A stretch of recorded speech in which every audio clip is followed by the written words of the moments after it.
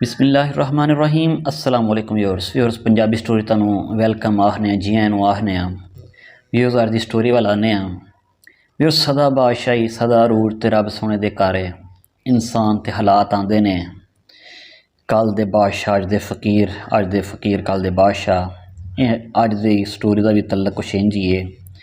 कोई बंदा पिंड च बड़ा सौखा सी, अल्लाह ताला ने अकल ते फहम भी दिता सी। हालात दा गेड़ा इहो जिहा आया कि उहदा वाहवा को नुकसान होया तजारत च, उन्होंने अपने घर बार बेचना पिया। इत्थों तक कि वह बेचारा मुहताज जिहा हो गया, लेकिन क्योंकि अकल वाला ते फहम वाला सी, पिंड दे लोकां ने उन्होंने परिया च बकायदा मैंबर बनाया होया सी। बड़े पायदार फैसले वह करदा सी। वक्त आया तो उन्होंने ज़ाहिर है कोई नौकरी लभनी पई, बाल बच्चे का सिर ते उत्ते जिम्मेदारी सी। हुण इहो जिहा बंदा जिहड़ा सियाणा होए वो किते हुण इट्टां ते चुक्कन तुरिया, उन्हें वेख्या बड़ा पर उन्होंने कोई जचदी फबदी नौकरी लभे ना। वो तुर गया बादशाह कोल। बादशाह कोल जाके कहा कि जनाब ब्याली गुजारिश है कि बेरोज़गार हाँ, बाल बच्चे का सिर ते जिम्मेदारी है, तो कोई नौकरी हो जाती तो तुहाडी मेहरबानी सी। बादशाह कहंदा कि काका किहड़ा काम जानना है? वो कहंदा जी मैं अरब च ना व्यूअर्स मैं सुनान में अरब की हकायत दियाँ। अरब च मामला फहम भरिया दे बंदे नूं सियासी आखदे ने। साडे मुल्कां च पाकिस्तान इंडिया च सियासी होर ही गाल जी बनी हुई है। अरब च जिहड़ा बंदा मामला फहम होए, नुकतावर होए, कड़ी ना कड़ी मिला के फैसला करता होए और इहो जिहा फैसला करता होए कि दोवें फरीक गल मिल के एक दूजे तो जुदा होण कि जी मैनूं यह फैसला मंजूर है, ऐसे बंदे नूं सियासी आखदे ने। वो बंदा आंदा जी बादशाह सलामत मैं सियासी हाँ। बादशाह कहंदा फिर इस तरह वीरे कि सियासी तो तू है में, पर मेरे को इस टाइम जी जॉब है ना सामी इको ही खाली रोए साइंस दी। साइंस उर्दू जबान च आंदे ने जिहड़ा बंदा अस्तबल च घोड़ियां दे दाने फक्के दा, खरकने खुरकने दा, नहान धवान दा, खुरली पानी चने का हिसाब रखदा, उन्होंने साइंस आखदे ने। उन्हें कहा कि मेरे को सामी सिर्फ साइंस दी। वो कहते जी बादशाह सलामत बच्चों लुकमा चाहिए तो साइंस की भी चलेगी। बादशाह उन्होंने उत्थे नौकरी दे देंदा, आप किसी अपने काम निकल जाता, महीने बाद दो बाद वह चक्कर लगता अस्तबल च। तो अस्तबल में वेखदा इंज कि जिमें वो पहला अस्तबल है ही नहीं सी, कभी उन्हें जिंदगी च नहीं वेख्या। बड़ा ही निज़ाम सोहना प्लैंड कैलकुलेटिड जनाब, हर चीज़ तरीके नाल हो रही सी, साफ सुथराई भी नज़र आ रही सी। घोड़ियां दी सेहतां भी माड़ियां नहीं सन हैगियां, हर चीज़ उन्होंने अच्छी लगी फब्बी। उन्हें कहनी बंदा वाकई को अकल वाला ही है। फिर उन्हें वेख्या जिहड़े नौकर सन अगे अस्तबल दे वो भी जनाब बड़ी इज्जत नाल पेश आ रहे हैं। उन्हें समझ लगी कि नहीं बंदा चंगा है, इन्हूं हुण घोड़ियां दे दवाले करने की बजाय कोई अच्छा लभना चाहिए, कोई उहदा इहदे लई कोई पैदा करने आ। वो आंदा है कि काका गल सुन, असां तेनों नौकरी देती सी एक अजमाइशी तौर पर, तू सानूं बड़ा सोहना लग्या काम करके वहाया ही। हुण मैं तेरे नाल लैना इम्तिहान। हाँ जी बेशक जनाब इम्तिहान करो साडा जनाब, असीं हर तरह के इम्तिहान लई हाज़र हाँ। आंदा कि अस्तबल तू वेख्या ये 500 घोड़ा है कि 600 घोड़ा है, इन्हां सारियां 500-600 घोड़ियां च तेरी नज़र च नस्ल और इस्तेदाद के मुताबिक किहड़े 3 घोड़े जिहड़े ने वो अव्वल दोम ते सोम फस्ट सैकंड ते थर्ड बनते हैं। अज तेरी असी अकल ते फहम का इम्तिहान लैना है। यह 500-600 घोड़ा तो महीने दोवां सारियां परख लिया वेख लिया, असां तेरी नज़र का हिसाब कटना है अज कि तू किन्नी को बसीरत का बंदा है, तू किड्डा को सियासी है। इन्हां 500-600 घोड़ियां विचों तेरी नज़र च जिहड़ा नंबर 1 है, नंबर 2 है तो नंबर 3 है, पहले दूजे ते तीजे नंबर वाले घोड़े मंगा के इत्थे साडे सामने खिला रसी, वेखिए कि तेरी नज़र सच्ची है कि एवें ड्रामेबाजी तू लाई हुई है कि मैं बड़ा सियासी हाँ। जनाबे अली वो मुलाजम नूं आंदा कि फलाना घोड़ा लैके आओ, फलाना लैके आओ तो फलाना लैके आओ। वो बादशाह सामने 3 घोड़े लिया के वो खिलार छड्डदा है। बादशाह की भी एक नज़र सी, उन्हें अपने प्यो दादे नूं वेख्या सी, बड़े साइस उन्हें वेखे सन, बड़े सियाणे उन्हें वेखे सन अस्तबलां च। जिहड़ा उहदी नज़र च नंबर 1 घोड़ा सी ना व्यूअर्स, वो इन्हां तिन्हां च कोई नहीं सी।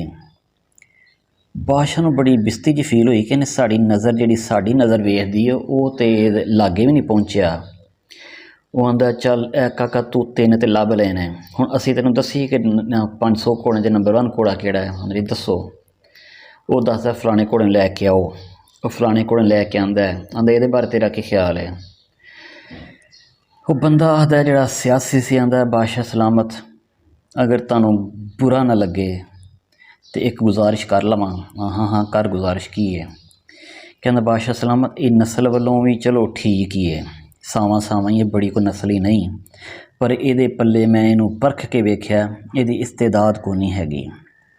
नस्ल वाइज ठीक है, यानी कि बड़ा माड़ा नहीं तो बड़ा चंगा आला भी नहीं, नस्लां यही ने जिहड़ियां मैं 3 कढ़ छड़ियां ने, तो इस्तेदाद भी यही है, क्योंकि ये नस्ल ठीक है, एडी खास चलो भी नहीं, लेकिन इस्तेदाद तो पल्ले कुछ नहीं हैगा। बादशाह नूं बड़ा बुरा लगा। उन्हें वो जिहड़ा व्यापारी सी, जिहड़ा ताजर सी, जिहड़ा इन्हां नूं घोड़े लिया के दिंदा सी दूरों नज़दीकों, उन्होंने बुला लिया। वो फटाफट आया, उन्हें कहा गल सुन, तू सानू ही चक गया, सानू ही बेवकूफ़ बना गया, तेनों तो असीं कहे सानू नस्ली घोड़ा वेचिया कर, तू सानू गंद वेचिया। उन्हें कहा नहीं बादशाह सलामत, अज तक नहीं असीं अपनी धौन लवान तो रहे, असीं तुहानूं नस्ली घोड़ा ही दिता है, तुसीं हमेशा पुछया कि नस्ली घोड़ा किहड़ा है, असीं तुहानूं वो दिता है, इस्तेदाद वाली गल तुसां नहीं कीती। तो इस्तेदाद भी होंदी है परफॉर्मेंस, किसी भी जानवर की एबिलिटी टू परफॉर्म समथिंग। तो उन्हें कि फिर यह घोड़ा तू सानू क्यों दिता जिहड़ा नस्ल ही नहीं। आंदा ही नहीं बादशाह सानू नस्ल इहदी माड़ी नहीं, नस्ल ठीक है, इनू मार पई दुध दी। उन्हें कहा किस तरह। कहना ठंड बड़ी सी जिस दिन पैदा होया, इहदी माँ ठंड की वजह तो मारी गई, हुण इनू दुध की मार पई है। वो इस तरह कि उदों मेरे को लवेरी गाय सी, मैं फिर ज़ाहिर है मरन तो सी खा हो कुछ सकदा है, मैनू मैं गाय के दुध रजा के पिआंदा रहा, तो इनू दुध की मार पई है जनाब, खून की इनू कोई ब्लड लाइन इहदी सही है, इनू दुध इन्हें गाय का पी लिया, जिसकी वजह तो यदि कोई इस्तेदाद च फर्क होए तो होए, नस्ल माड़ी नहीं। वो बादशाह जनाब मुतासर होया, सियासी बंदे ने वाकई गल सही कढ़ी सी कि इस्तेदाद वाकई पल्ले कुछ नहीं, घोड़ी का दुध पींदा तो दौड़ भज वाले पासे उहदा रुझान हुंदा, इन्हें तो पी लिया गाय का। वो कहंदा सियासी नूं कि गल सुन काका, तैनूं किस तरह पता लगा, तू तो उत्थे है नहीं से कि इन्हें गाय का दुध पीता है कि घोड़ी का दुध पीता है। कहंदा बादशाह सलामत, जिहड़ा घोड़ा हुंदा है नस्ली हुंदा है ना, वो सामने खुरली तो या जमीन तो घाह चुकदा ते इंज धौन सीधी करके नॉर्मल हाइट ते नॉर्मल तरीके नाल खलो के उन्होंने चब चबा के खा लैंदा है। यह घोड़ा जिहड़ा सी गाइयां वर्गों मज्झां वांगू सिर सुट के खुरली च पा के मूँह खाई जाण डिया हुंदा, इंज नहीं नस्ली घोड़िਆਂ ਦੀ ਇਹ ਜਿਹੜੀ निशानी सी ਇਹ 'ਚ है नहीं सी। दूसरा ਜਦੋਂ ਮੈਨੂੰ ਤੁਸੀਂ ਜ਼ਿੰਮੇਵਾਰੀ ਦਿੱਤੀ ਅਸਤਬਲ ਦੀ, ਤੇ ਮੈਂ ਜ਼ਾਹਿਰ ਘੋੜਿਆਂ ਨੂੰ ਜਾਂਚ ਪਰਖ ਕੇ ਰੱਖਣਾ ਸੀ, ਇਹਨਾਂ ਨੂੰ ਖਵਾਉਣਾ ਹੀ ਤਾਂ ਨਹੀਂ ਨਾ, मैं इन्होंने बकायदा दौड़ लवाना सा, चैक करना सा, जंपा लवाना सा। यह फारग ही सी, सोहन है सी, इस काम करने की कोई चीज़ नहीं सी हैगी। इस वास्ते मैंने इस्तेदाद भी तो उन्हें 3 च नहीं जमा किया। बादशाह जनाब बड़ा मुतासर होंदा है। आंदा तू जो आया सन है कि मेरे ते घर का खर्चा है, तेनों घर के सारे खर्चे दूर करा देने हैं। नाल दे सिक्योरिटी गार्ड ने कहा कि इस बंदे दे घर का सारा अनाज, जिन्नी महीने की कणक लगती, मूंजी लगती, घ्यो लगता, चने चौल, हर शै इहदा पूरा घर का राशन इहदा इनाम है, इनू भेज दो इहदे घर च, इनू बच्चों वाली जिम्मेदारी पूरी होवे, रोज़ कित्थे पापा दाल पूरी करता रहेगा, इत्थे टाइम देवे तो होर मेहनत करेगा। तो आंदा जी दूसरा इनाम पुत्र तेरा ये कि तेनों असीं अज अस्तबल तो जान छड़ाने, तेरी तो हुण तू रहेगा मलका दे महल च, तेनों उत्थे उहदा देवांगे, उत्थे तू नाम नूं तेनों असीं उत्थे उहदा देवांगे, तू उत्थे चलाना है लेबर नूं, यानी कि जिहड़ा स्टाफ होएगा, बर्ची होणगे, सफाइयां वाले होणगे, तू उन्हां ते तेनों असीं सीनियर बना दिंदे आ, तेरी शान है तू अस्तबल च काम करांदा फिरें बोझ। वो जनाब अली उन्होंने नवीं पोस्ट ते नाले इनाम मुकराम दे छड़दा है, नाले उन्होंने नवीं पोस्ट दे छड़दा, यानी कि नाले तरक्की नाले पैसा। जो नवें थां पहुँचदा है मलका दे महल च, इतफाक नाल फिर महीने 2 बाद उधर महल च आंदा किते बादशाह, तो कहता बई अज तेनों असीं नवां थां भेजिया सी, हुण तेनों नवें थां दा तेरे कोल इम्तिहान लैण आया। बादशाह सलामत नूं आंदा सियासी जनाब अली हुक्म, जिवें ज़िले इलाही दा हुक्म होया असीं हाज़र हाँ, दसो किहड़ा इम्तिहान मकसूद है गुलाम दा। कहना दस हाँ, तू इत्थे महीना 2 रह रहा है, मलका वालों तेरा की ख्याल है, कैसा बहसीत इंसान, कैसी औरत है, की इहदा तेरी नज़र च बायोडेटा निकलदा पिया, साड़ी मलका होने की हैसीयत नाल कैसी औरत है, कैसा इंसान है, ਸਿਆਸੀ ਤਜ਼ਬਜ਼ਬ ਦਾ ਸ਼ਿਕਾਰ ਹੋ ਜਾਂਦਾ ਹੈ ਕਿ ਬੀਬੀ ਹੈ ਘਰ ਵਾਲੀ ਬਾਦਸ਼ਾਹ ਦੀ, ਇਹਦੇ ਬਾਰੇ ਮੈਂ ਹੁਣ ਸਹੀ ਤਰ੍ਹਾਂ ਦੱਸਾਂ ਤੇ ਕਿਤੇ ਗੁੱਸੇ ਹੀ ਨਾ ਕਰ ਜੇ ਜਾਂਦਾ। ਬਾਦਸ਼ਾਹ ਸਲਾਮਤ ਤੁਹਾਡੀ ਜੀ ਹੈ ਤੁਹਾਡੇ ਘਰ ਦਾ, ਮੇਰੇ ਕੋਲ ਕਿਉਂ ਰਾਏ ਲੈਣ ਡੇ ਹੋ? ਕਹਿੰਦਾ ਬਸ ਤੂੰ ਦੱਸ, ਅਸੀਂ ਤੇਰੀ ਨਜ਼ਰ ਤੇ ਅਸੀਰ ਹੋ ਗਏ ਹਾਂ, ਤੇਰੇ ਫੈਨ ਹੋ ਗਏ ਹਾਂ, ਤੂੰ ਸਾਨੂੰ ਦੱਸ ਕੈਸਾ ਇਨਸਾਨ ਹੈ, ਕੈਸੀ ਔਰਤ ਹੈ। ਆਂਦਾ ਫਿਰ ਗੁੱਸਾ ਨਾ ਕਰਿਓ ਤੇ ਅਰਜ਼ ਇਹ ਆ ਕਿ ਤੁਹਾਡੀ ਬੀਬੀ ਜਿਹੜੀ ਹੈ ਇਹਦੇ 'ਚ ਮਲਕਾਂ ਵਾਲੇ ਨਾਜ਼ੋ ਅੰਦਾਜ਼ ਨੇ, ਪ੍ਰੋਟੋਕੋਲ ਨੇ, ਐਟੀਟਿਊਡ ਹੈ, ਸਾਰੇ ਹਰ ਥਾਂ ਪੂਰੀ ਹੈ, ਮਗਰ ਇਹ ਸ਼ਹਿਜ਼ਾਦੀ ਨਹੀਂ ਜੇ।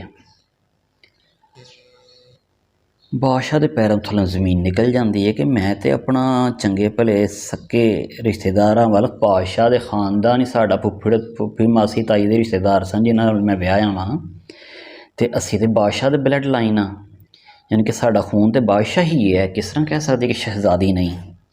ਉਹ ਕਿਤੇ ਆਪਣੀ ਫੁੱਫੀ ਵਾਲੀ ਸੀ ਵਿਆਹਿਆ, ਅਤੇ ਫੁੱਫੀਆਂ ਵੀ ਤਾਂ ਜ਼ਾਹਿਰ ਬਾਦਸ਼ਾਹ ਦੇ ਪਿਓ ਦੀ ਭੈਣ ਹੀ ਸੀ, ਅਤੇ ਫੁੱਫੜ ਵੀ ਚੰਗਾ ਖਾਨਦਾਨ ਸੀ। ਉਹਨੇ ਕਿਹਾ ਕਿਸ ਤਰ੍ਹਾਂ ਹੋ ਸਕਦਾ ਹੈ?